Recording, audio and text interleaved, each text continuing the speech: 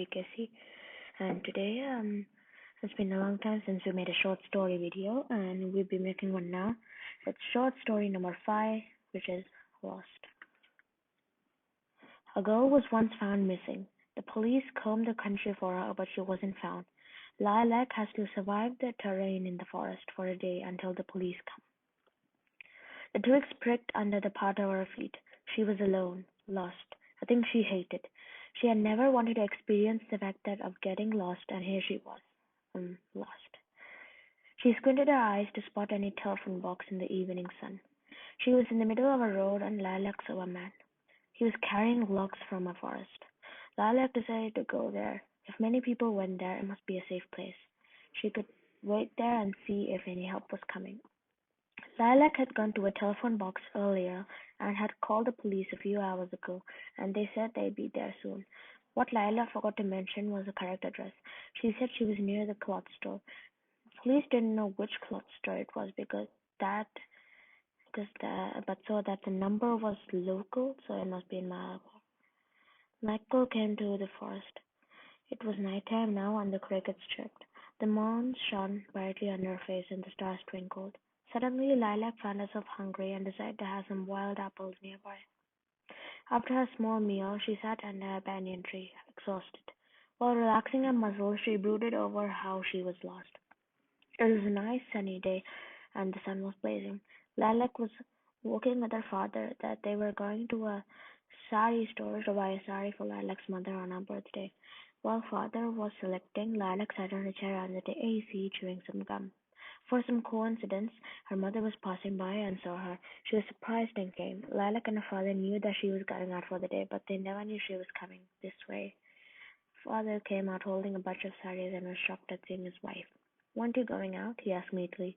"Aren't I out?" asked the lady. "Anyway, what are you doing here?" Father had nothing to say, so we just showed her the sari. His wife smiled and grabbed them. Then she went to the changing room to put them on. Then Lilac said she was going to the restroom. Lilac was left alone. She saw some sunglasses and walked over to it. Like that, she wandered over the whole store. Now, the store was a big one, and Lilac had just managed to realize later that her parents were missing.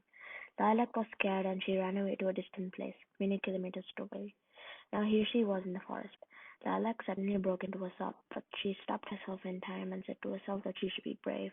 She saw that it was late night and went to make her bed in the heather. That night she was not able to sleep well. She missed cuddling into her father's arms and mother patting her.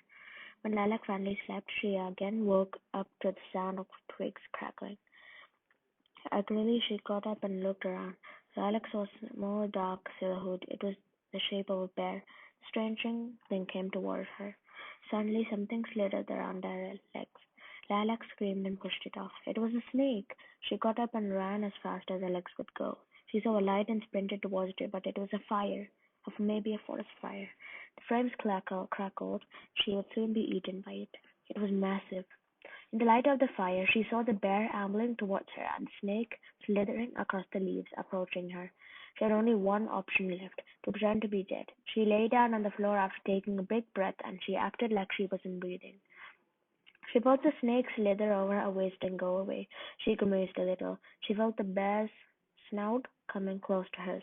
She stayed still, petrified. Soon she heard nothing and got up.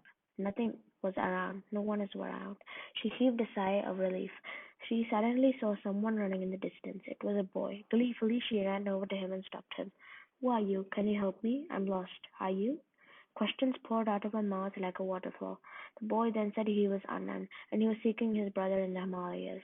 Lilac was shocked when Anand revealed the whole story. Then, suddenly, they heard sirens. Lilac's heart skipped a beat. Please, thank you. Subscribe to our channel and click the bell button to get more notifications from PKC if any video comes through. Please like this video if you find it helpful. Um, See you soon, and hope you enjoyed this video. Please listen to my new track. The first track I published. More will be coming, maybe once a week, once in 2 weeks. Like this track. So thank you. Bye bye.